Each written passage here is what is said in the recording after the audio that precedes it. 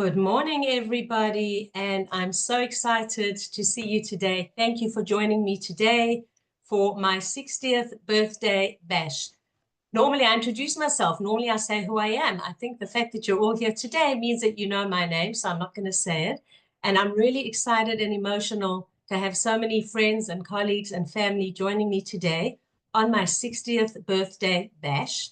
So the question goes, why on earth would I want to advertise that it's my 60th birthday?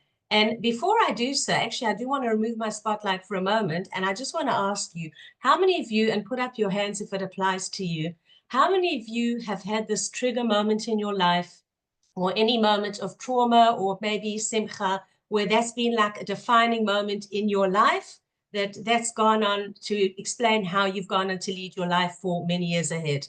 If that's happened to you, put up your hands. Okay, so that is certainly something that happened to me. And I will share with you why I decided to do a big birthday bash and my 60th birthday party. And by the way, the balloons that you're seeing in the background was not planned. The balloons that you're seeing in the background, I have some dear friends for over 40 years that we met in the South African days when we were involved in Beitar. And we don't even see each other all that often. It's every couple of months, and we even lost contact for many years. However, we went out last night and they gave me those balloons. So these are the balloons that you're seeing in the background. So thank you. So going back to why would I want to advertise that I'm 60 years old and giving myself a birthday bash? So 26 years ago, where it was definitely a defining moment in my life, we got the shocking call that my mother had passed away. And it's still emotional for me to say it today, 26 years later. And that has been a defining moment. I thought I wouldn't cry, but to start off crying, that has been a defining moment for me for many, many years, and certainly for the last at least 10 years ago. So I would like to dedicate today in memory of Penina Bat Dvorah Bashlomo. So my dear mother never got to be even 60, and her mother also passed away at a young age. So for the last at least 10 years, even though all of you who know me, I'm an upbeat person, I'm positive, but for the last 10 years, I've kind of been obsessed with this thing about, am I ever going to reach the age of 60? And which is why when I saw that this Monday motivation was on my birthday, I said, you know what? And it took me a while to actually decide whether I'm going to do it. I said, and I remember also when I turned 50, I was going through a very challenging time of my life. It was just before my divorce. So we actually never had a proper 50th birthday party. And I do remember saying when I was 50 that when I turn 60, I'm going to give myself or have a big birthday bash. So that goes and tells you a little bit behind the scenes. But thinking 50, 60, it's still 10 years ahead. It's still a long, long time. But growing up and every single year saying, am I ever going to get to 60? And my dear family made me, and actually with my ex-husband, I'll talk about that a little bit later, a combined birthday party last month. And I remember saying to them and saying a couple of words. And I said, I remember saying to them, none of us know what our life holds. We don't know what tomorrow holds. But what I can say, and I don't know what tomorrow is going to bring, is that I got to celebrate my 60th birthday. And that is something that I'll always be very grateful for. So that just gives you a little bit of a background about why I decided to give myself and to have a 60th birthday bash. And instead of putting it under the radar, we're thinking, oh, it sounds so old, even though I know many of you in this room are even older than me. That is the reason and the logic for doing that. And that's something that I would also like to share with you. The other thing is a couple of messages that I would like to share with you today. And it's also very strange for me being on this other side of the room. I'm used to giving workshops. I'm used to talking. I'm used to hosting other people and letting them be in the spotlight. But for me to be the spotlight is actually very strange and in some ways even uncomfortable for me, just that you should know, for someone that's used to doing many Zooms and used to being on the other side of the screen. So before I carry on, and a couple of messages that I'd like to give to you is I want to actually remove my spotlight, and I would like to, my friend Satson, who is here behind the scenes. Where are you? I just want to find you. Here we go. I'm going to spotlight her. She's helping me with the tech side and just letting in people while we're doing this. So I'm just going to spotlight you, Satson, for a couple of minutes. And she just wanted to say, you know, 1 or 2 words. Okay, well, after your introduction, Lesley, I think I'm going to start crying myself. But anyhow, my name is Satsang, and Lesley asked me to introduce her today, and I feel so very, very honored because I am such a huge fan of Lesley's. I met her during Corona in 2020 when I joined one of her networking groups and just gone online because of Corona. And since then, I've been a lot in Lesley's world. I've been to her AACI business meetings. I'm in her Netanya networking group for women. I have both of her books. I'm at the Monday Motivation. And I'm such a big fan of Lesley's for many reasons. First, that she's just done so much. We all know this. She runs networking groups. She hosts business meetings with the AACI. She puts together mega networking events. She is a branding coach. She's branding and business coach. She has a branding business. She helps real estate agents sell better. She's written 2 books, one on women entrepreneurs, and the other is a small business success toolbox and guide. I mean, she's done everything. I'm only talking for a minute or two, so I can go on, but I'll just stop it there. But for me, the biggest thing about Lesley is not so much the list of things that she's done, but what she brings to that and the impact she brings to things that she continues to have. And her warmth and her sense of community and her authenticity, and just that she's always just herself all the times. And another thing I just think is so beautiful is, notwithstanding Lesley's experience, her talents, her skills, all that stuff, she still also gives a lot of things back to the community, low of charge or free of charge, like this event that we're all at here today. And she does that not because she has to, but because that's simply who she is. She's a very, very giving person on top of everything. And for me, that's so beautiful and so important. And there's been so many countless people who've been impacted over the years by Lesley. And I could go on, but we're here to hear Lesley, not to hear me. So I just want to again say happy birthday, Lesley. Happy 60th birthday, Mazal Tov, and we all love you. Thank you. Thank you so much. That is so kind of you. And, you know, I must say, thank you, Satson. And I have so many good friends and so many people here. My dear husband, who you've heard him talk twice as well. I thank him for being in my life. And, you know, it's not Muvan Me love that you can find love for the second time. And I have so much to say and so much to share. But my important thing is, yeah, I'm going to be talking about me and about my life.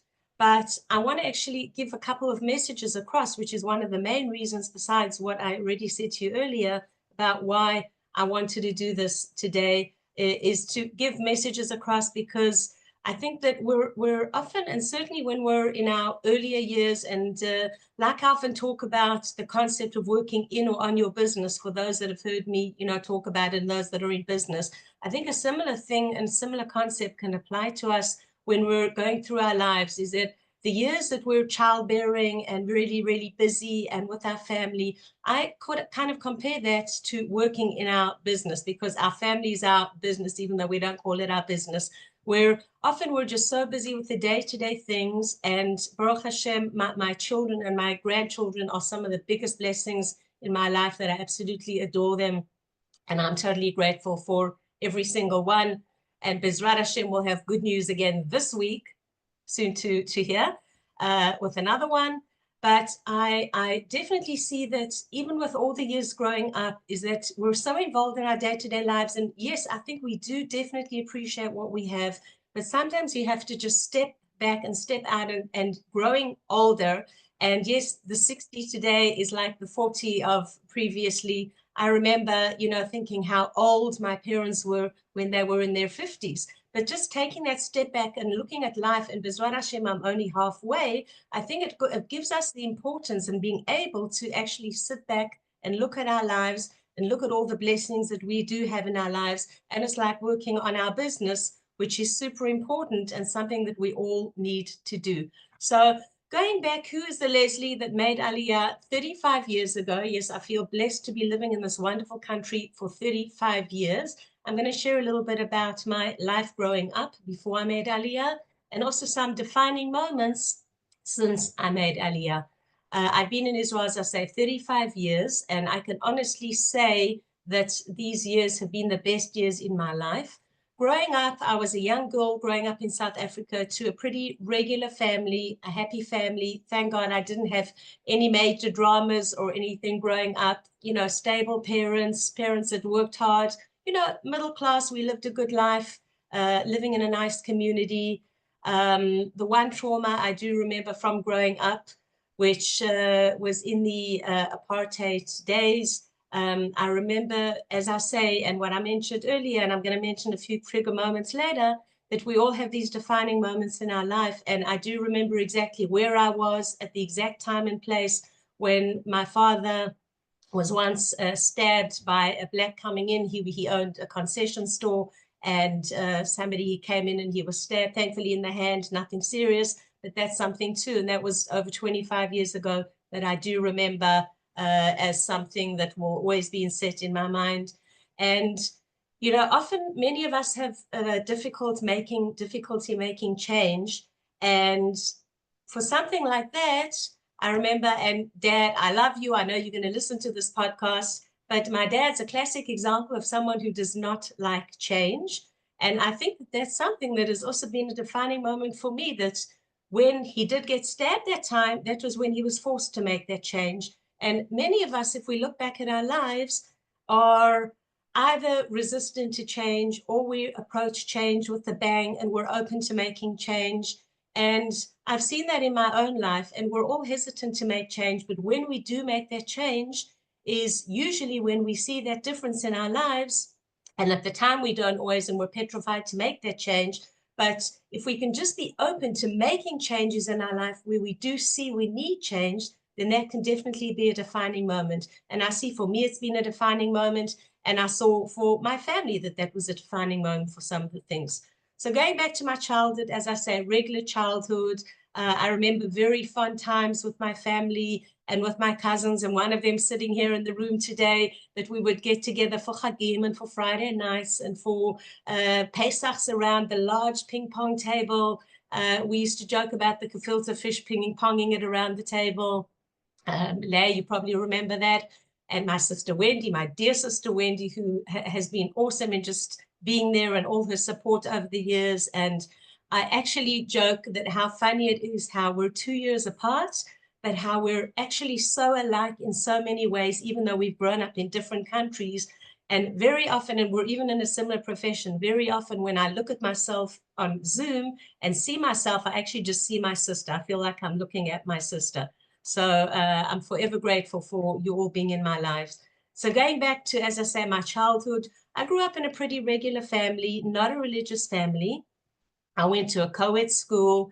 Many of my friends were non-Jewish. I had a combination of Jewish and non-Jewish friends. My family were not great shul goers. In fact, most of my years of going to shul were in my teenage years, where I would go to shul for social reasons and to see my friends. I actually at one stage had a long-term boyfriend for 3 years who was singing in the choir. So I used to go to shul to see and be with my boyfriend and his family. But besides that, I wasn't a big shul goer. We certainly didn't keep Shabbat. In fact, I remember at some stage, the family, one memory I do have of shul, and as I say, my parents were not really affiliated with any shuls, but they did, I remember, go for some, on some occasion, it was Shavuot. I remember being in a Reform shul on Shavuot and being surrounded by the fruit baskets and the flowers. But otherwise, my shul going time was really not for religious reasons, as I say, for social reasons. And besides, a stint for a couple of years where I was involved in Beitar, which was also not religious. As I said, I've still got some dear friends from a group of 4 of us from the Beitar days. And I actually, you know, it's funny how people have an influence on your lives. But even though for many years, this group of friends, and as I say, we don't see each other all the time, and we can go a couple of months without having contact, and we even went a couple of years without having contact. But these people were actually the people who brought me to live, without even knowing it, where I live today. And that is one of the major drive things, going back to the whole story of my mother, where I've always been a driven person, but where I was, when I want something to happen, I make it happen. And saying like she didn't get to live her dream and I wanted to live by the coast, so I wasn't going to wait for retiree days. And going back to my Beitar friends, when you say, why am I mixing and matching?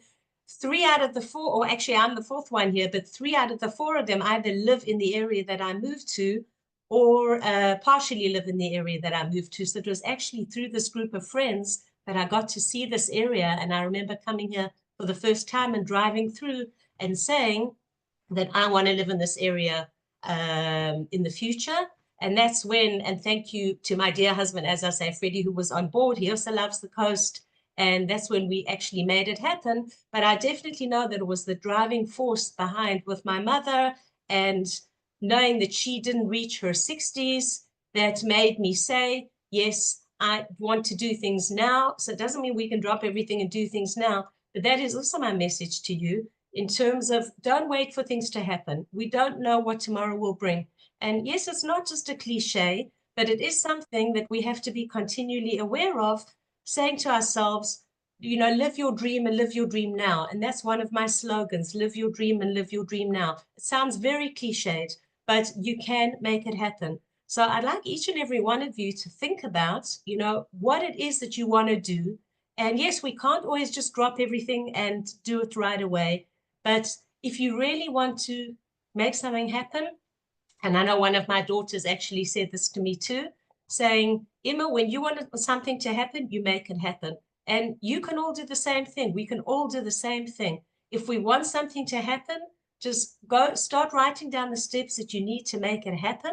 And it can happen. It's really up to us. We, you know, also the slogan that we are often not in control, and we know that there's a Lord above us, Hashem, that decides what happens in the world, but we can control how we react to things and what we do, even though we don't know what's going to happen to us on the outside.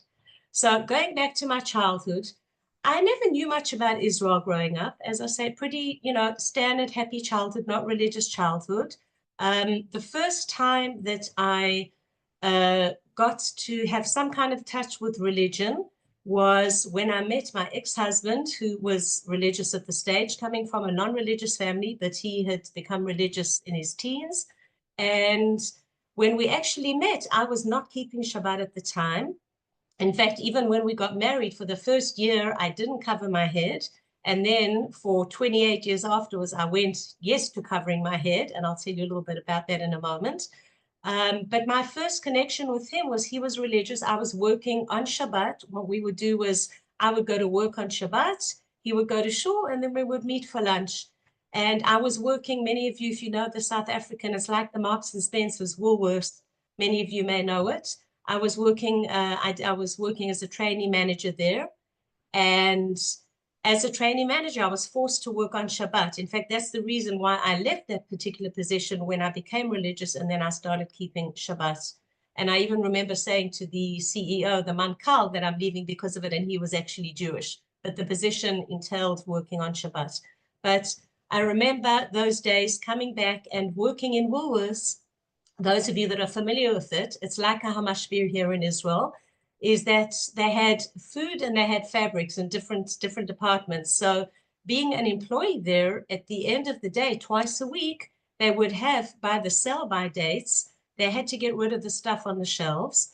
And of course, the employees got to take home the stuff that was already perfectly good, at least for the next week or 2 weeks, but they had to take it off the shelf. So of course, it was all non-kosher. So I remember bringing back that stuff into my non-kosher home and sitting on Shabbat with my boyfriend at the time, and him going to shul with his kosher food, and me sitting there having worked on Shabbat and coming home with my non-kosher food. And then fast forward many years later, I realized that that couldn't be. I started getting into Judaism as well. And I do actually thank my ex-husband for introducing me to Judaism, and also for bringing me to Israel, because at the time that was his condition, that he was not going to date somebody that wasn't going to move to Israel. And I didn't know much about Israel in those days. Yes, my family was always Zionistic. We used to get the Jewish magazines, and you know, they used to talk about Jewish stuff. But I grew up not knowing that much about Israel, and certainly never thinking I was going to be moving here. And I like to say that I was either adventurous or stupid by agreeing to make Aliyah without ever having seen the country. And the first time that I ever stepped foot in Israel was when I was already engaged to be married, but knowing that I was coming to live here. So you see it from a totally different point of view when you come here for the first time, knowing that you're actually going to live here rather than coming here and loving the place and then deciding to make Aliyah later.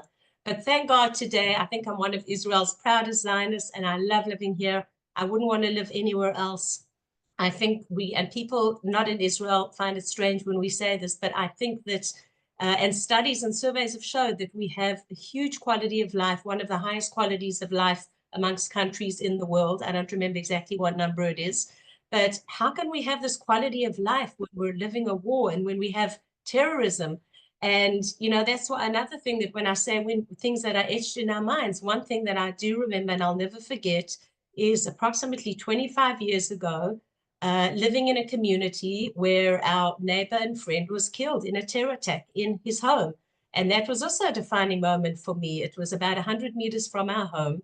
And I'll never forget the knock on the door at about 3 a.m, that the security was going around checking that everyone else was okay, because there had been an attack or pigua in our very community.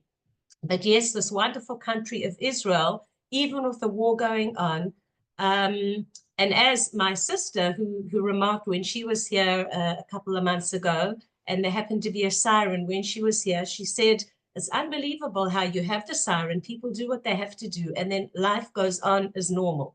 And yes, I mean, as normal, we all know in inverted commas. And I will say also that's been another one of my defining moments and trigger moments with just being aware of who I am and appreciating day to day, is having an amazing son who has been in the reserves in Muluim for more than 350 days, which has also changed the family.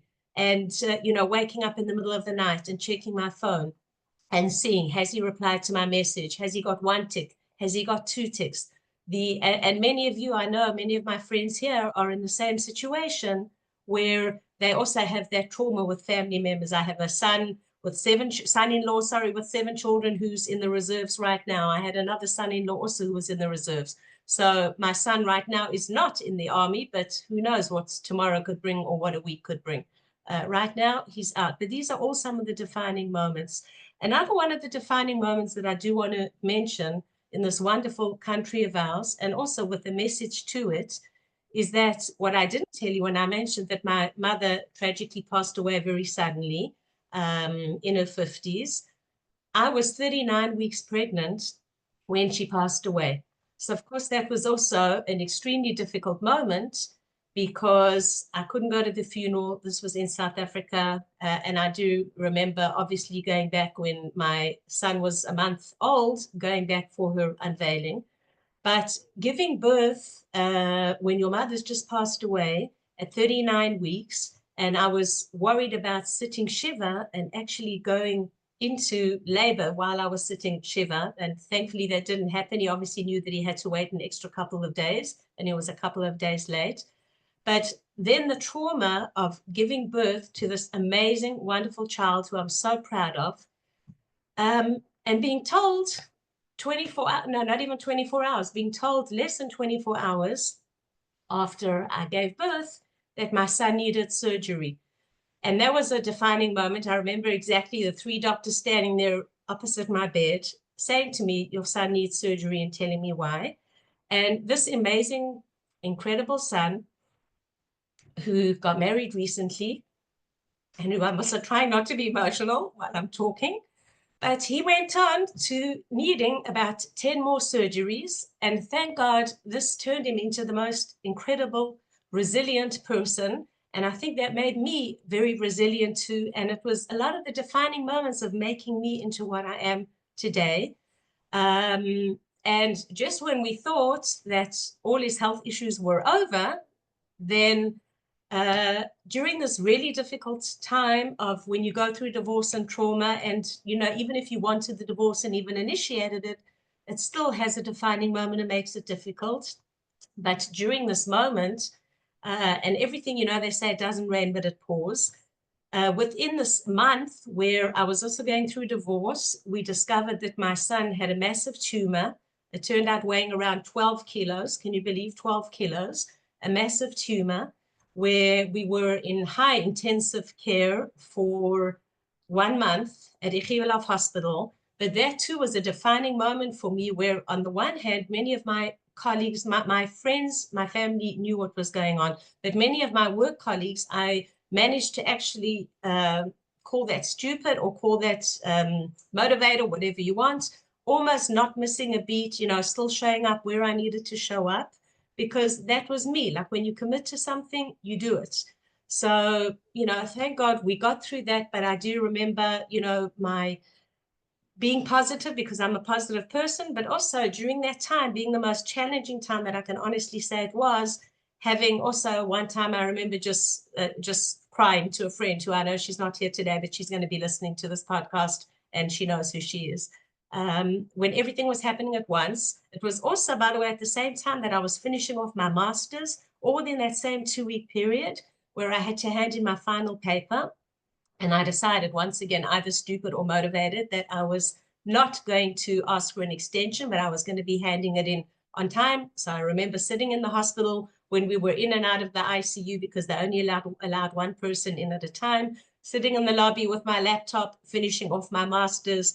And I remember on a Motzei Shabbat at about 1 a.m, just hitting the button and sending in my final paper because I knew that it had to be in by the Sunday. And if that wasn't enough, we were also marrying off my wonderful daughter at that stage. I remember her too, sitting in the lobby, and we were crying and talking, Ima, we're going to have to postpone the wedding. And the wedding took place, thank God, on time. My son, they let out of the hospital for the wedding. And the morning after the wedding, we had to be back in the hospital. So you all know, if you've married off children, to have to be back, and we were living in the Jerusalem area, being back in Tel Aviv by 8:30 in the morning when you've just married off your daughter was not easy too. And I remember too, and this is all things that defined me and that we can all learn from it, is that definitely going through all this has made me, and also my profession, working with people, consulting, coaching, advancing people, has made me, and living in Israel for sure, has made me a lot more assertive. I've always been driven. I think I've always been assertive, but it's made me a lot more assertive in defining and speaking up and standing up for myself. And I remember that morning in the hospital, they told us to be back by a certain time. And as you know how things work in the hospital, no one came to us. We had to be back in the room, but at least for about 3 hours, no one gave us attention. And eventually my assertiveness took over, and I went back to them and I said, my son, you told us we had to be back at 8:30 this morning. My daughter just got married last night. We came all the way from Jerusalem. If you don't come and attend to him and do what you wanted to do within the next half hour, I'm picking up and we're walking out of here. And guess what? They came and attended and did what they need to do. So sometimes in life, we have to just stand up for ourselves and not be afraid to talk and do what we want to.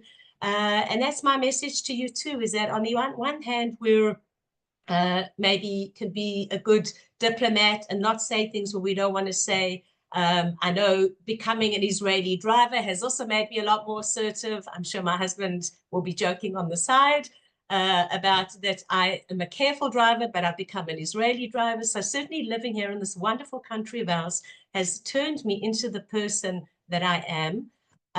One thing I do want to say as well, for the very short time that we have left, is that in life, as I say, we go through traumas, and we can choose, as I mentioned before, how we want to relate to certain things. So even though going through divorce was traumatic, as it is for most people, I can honestly say that these last 10 years have been, besides bringing my children into the world and grandchildren before, that have been some of the best years in my life. And one thing that I think we can all learn too is, with a traumatic divorce and things that obviously that I can't share here, but that were not easy, but my ex-husband and I decided that we wanted to be friends, even though we weren't married, for the sake of our children and for shalom bayit, if there's such a thing as shalom bayit after divorce. And in fact, I have, Baruch Hashem, a wonderful set of grandchildren. More boys than girls, but the girls are the ones, I call them my princesses. I have 4 princesses. They're the ones that are always asking questions. And the girls are the ones that say to me sometimes, Safta, why did you and Saba get divorced? So you know what my answer to them is? And I say the same thing every single time when another one asks it, when they get to a certain age, because we decided that we wanted to be friends rather than married. And I'll say that too. And the weirdest thing was, and my husband now, my dear husband, who we've been together for almost 7 years, is that he thought the situation was the weirdest thing. And coming into a family where you're still friends with your ex, that we do, as I said, my kids did a joint 60th birthday party for us. We get together for a family down Aid. We do a joint Hanukkah party. And the weirdest thing is sometimes you'll see my husband and my ex-husband sitting and chatting, and sometimes it'll be the three of us sitting and chatting. And I've actually seen my kids sometimes looking at us in this like funny and weird way, like seeing the three of us sitting and chatting. So my message to you is, and I will end on that note, is that we don't know what life holds for us. We know that somebody else is in control. And certainly, you know, being in a war right now, and, you know, as I always say, Am Yisrael Chai, and just we're there, our hearts are there for our soldiers, for everyone that's in the war zone, and certainly for our hostages, and wishing them a safe return. We don't know what life holds for us even tomorrow. I do know that I got to celebrate my 60th birthday, Baruch Hashem, even though I don't know what tomorrow will hold. And I do know that because of all the things leading up to my life and the traumas in my life, as well as the amazing things that have happened in my life, is that I now feel that I'm at the mature age that I get to choose what I want to do. I get to choose who I hang around with, and I get to make the decisions, and we can all do that. So if you think that you're in a situation where you're needing change or wanting change, or that you're not able to do certain things, yes, you are. You can do whatever you want. Okay, sounds cliche, but you honestly can. You can do whatever you want. You've just got to make it happen. If you're nervous to make that change, but you know that it could make an improvement in your life, yes, we don't know. When I said I wanted a divorce, I didn't know that I was going to meet a wonderful man a couple of years later. I didn't know that I was going to move to the coast, but I made it happen. Yes, Hashem makes it happen, and I made it happen, and you can make it happen too. So on that note, I thank you so much for being in my life, whether you're my family member, my friend, my cousin, my colleague, whatever you are, or whether you're listening to this recording, just being in my life, you're an important part of my life. I thank God that I'm in Israel every single day. Yes, I know my life could be easier in some countries, but I love this wonderful country and for all the wonderful opportunities that it has allowed me to. I thank my friend again, Satsan, for her kind words and for being in the back office here and for admitting people. And I thank, of course, our sponsors for this Monday Motivation podcast, to Nardis Advisors and to Egan and Cohen. And I'm excited for the future. Lots of exciting things planned. I just want to end off and say that as I get older, I'm less into the cutthroat business things that I was for many, many years, and more into impact and creating an impact. So stay tuned for many things that I still have planned and what I want to do. And I thank you again for joining me today on my birthday bash. I'm Yisrael Chai. Thank you for being with me, and thank you for being part of my life. Have a great day. Bye-bye.